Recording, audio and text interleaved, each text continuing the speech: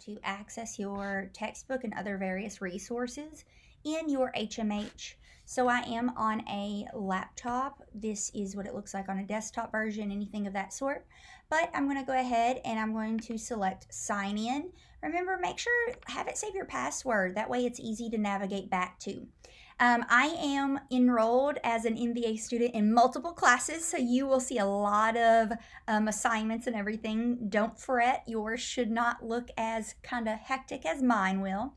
But to find out where your assignments are, you can always tap on that View All Assignments that's located right here, or you can tap on the Assignments tab that is at the top of the page as well.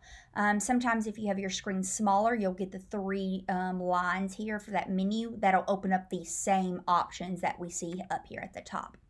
So you have connected programs, Amira, Waggle, iRead, all of these different ones. You can access these at any time. I highly recommend that you work on maybe Amira or your Waggle or your Writable at least 10 or 15 minutes per day. It's going to help out a whole lot and identify where you might need some extra support, and that helps us teachers help you guys as well.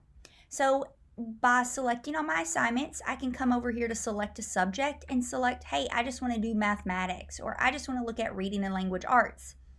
I can select those particular ones and I can see what I have to do, what's overdue that I have not done yet, and things I have already completed.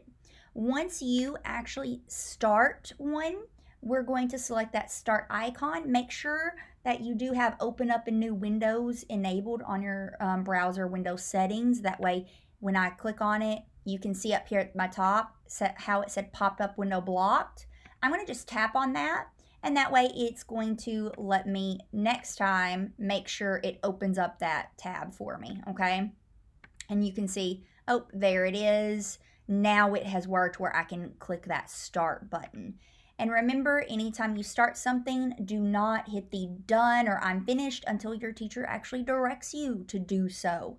Some of those you might revisit a few times, so just be careful when you are selecting start on items that you don't hit I'm done and turn it in where it locks you out. All right, so I'm going to navigate back to the dashboard that gives you this nice little overview, connected programs. And if I want to look at my individual scores, those are there, but a lot of times we put those in our grade book. To find your textbook and look at things you want to look at, go back and review things, you're going to tap on Discover. And what Discover does is it lets you select the book you want. Again, I'm enrolled in all the classes, so you see a lot of textbooks on mine. But let's say I'm in the grade and I want to have our grade 7 intro to math, okay? What that's going to do is it's going to showcase all of these modules for me. So this is the entire textbook. It's broken down into modules. And then if I tap on that module, it's going to open up the book for it directly there. And so I can see I've got my unit opener. I can scroll in this unit. I've got this image. I've got all of these different tools that are built in. Sometimes there are things where I drag and drop. Maybe I type. So here I've got it. I can even view sample answers, but it won't let you until you actually try to work it out. To navigate, there is that scroll that takes you right back up to the top. You can select the navigation tool to move into the next pages. And so here you can even see there are different tables and stuff. Here's a interactive where I tap on it and I can check it.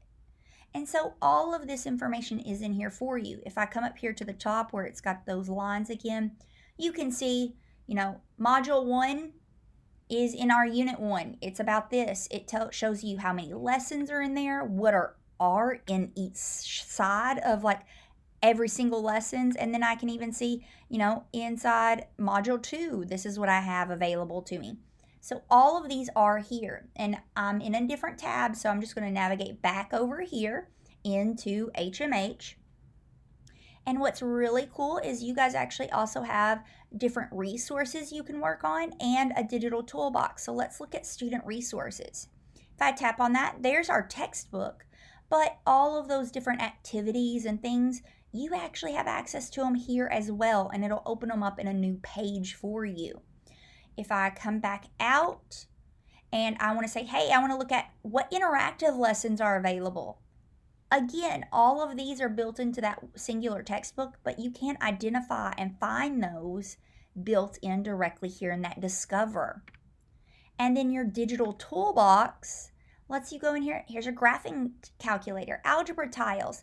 You have all of these available to you. So if I open that up in a new tab, I've got a geometry sketchbook here.